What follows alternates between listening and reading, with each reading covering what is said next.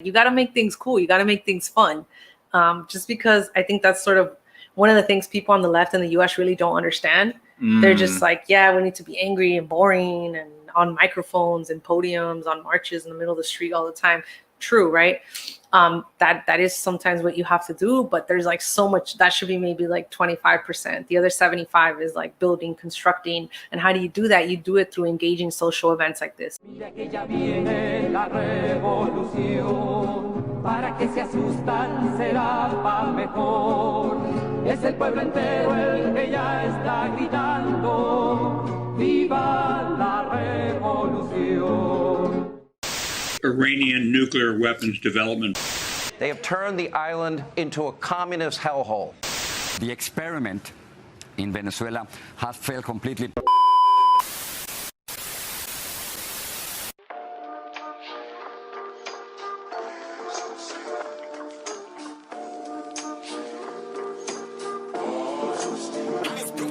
Ofelia, your experience celebrating the Sandinista revolution, how'd you enjoy it? It was a lot of fun, as you can see. And that was happening all over Managua, all over the country, really. But typically, literally the whole country will come to Managua and will attend events like that called vigilias, which in English is a vigil. But it's not a vigil in a somber sense. It's a vigil as in the eve and the eve of the revolution. So that was Sunday, July 18th, leading into July 19th, right? And so the whole country literally stays up the whole night, just like getting drunk, chilling, singing revolutionary songs, dancing. There's motorcycle collectives. I think you saw the shirt of one of them that just like roll into different vigilias across the whole city. There's like Sandinismo trivia. So like people will get asked like who were the 9 founders of the FSLN and like when was Sandino's birthday and when's Daniel Ortega's birthday and people know, people in the crowd will get up and be like, oh yeah, it's this, it's that. And the shirt I'm wearing right there actually is the one Ramiro won dancing. And so, and that's also how, I mean, the marketing's on point too. Like obviously as 2 propagandists, like we understand and we know, like you got to make things cool. You got to make things fun. Just because I think that's sort of one of the things people on the left in the US really don't understand. They're just like, yeah, we need to be angry and boring and on microphones and podiums, on marches in the middle of the street all the time. True, right?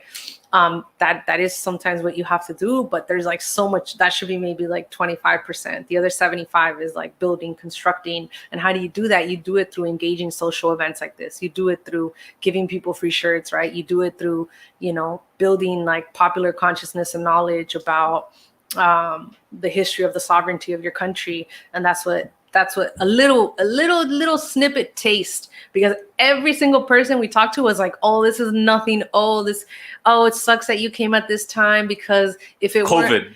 If it weren't for COVID, and I was already overwhelmed. Like I'm pretty introverted. So just being there, I was like, there is like a lot of people out here. And they said that was nothing, like in terms of the scale. Yeah.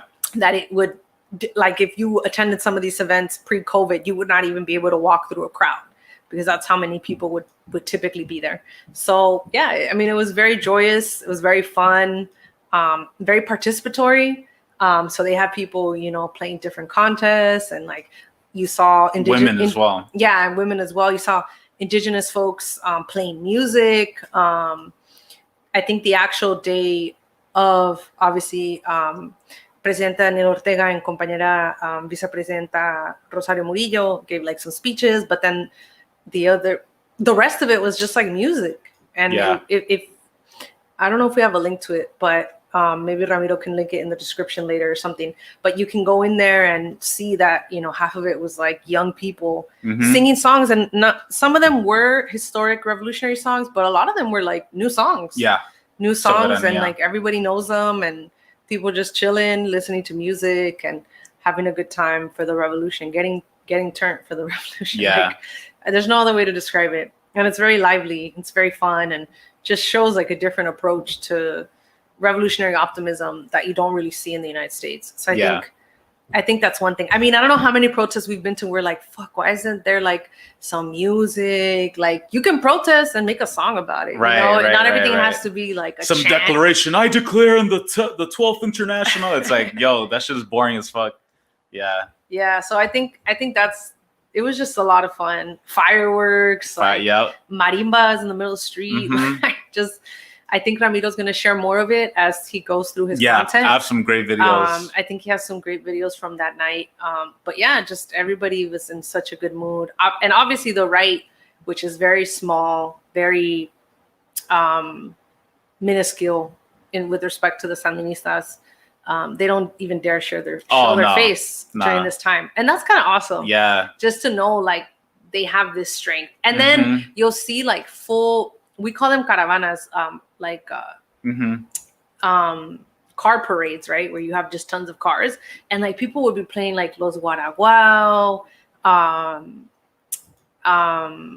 Victor Jara, obviously Carlos Mejia, but you know, like just playing Victoria Parra, like just revolutionary music. Yeah. From everywhere, not just Nicaragua. Obviously, Nicaragua predominated, but just playing revolutionary songs from everywhere. You see little kids and just ordinary people, and everybody has a story.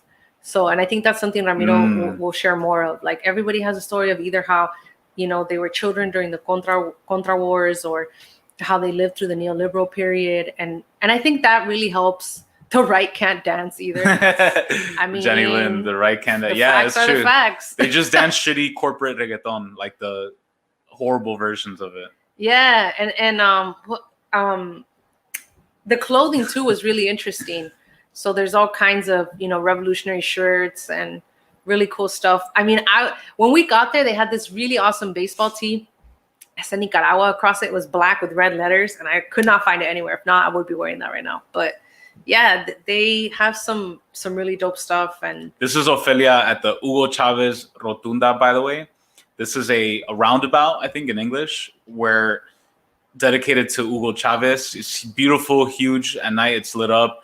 And the cool thing about it, it's so clean and well preserved. Like they hire public workers to maintain areas. They have these trees, the trees of life everywhere all over the city. It's just it's beautiful to see that, because a lot of socialist architecture exists in Nicaragua. They take good care of it. And I think, touching on Ofelia's point, I think there's a lot of cool turn up in Nicaragua that's not necessarily tied to capitalism. Because a lot of times when people think, oh, turn up, like, you know, obviously we've all turned up in different ways. A lot of times it's you go to some nightclub to pay $100 cover charge for some shitty bouncer to be an asshole to you, and buy bottles and listen to corporate music that just degrades people.